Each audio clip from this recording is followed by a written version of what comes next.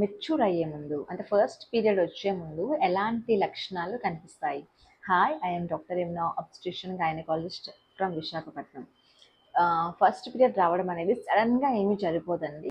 First period రావడం అనేది one of the puberty sign. Puberty అంటే మీ కిడ్స్ చైల్డ్హుడ్ నుంచి టీనేజ్లోకి వెళ్తున్నప్పుడు ఒక ట్రాన్సిషన్ ఫేజ్ అనమాట.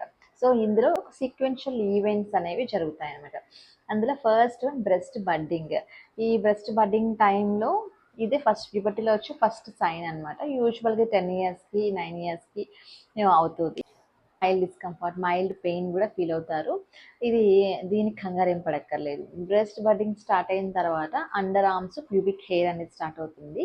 ప్యూబిక్ హెయిర్ స్టార్ట్ అయిన 6 మంత్స్కి సడన్గా అనమాట హైట్ అనేది పెరుగుతారు. దీన్ని మనం గ్రోత్ స్పర్ట్ అంటాము.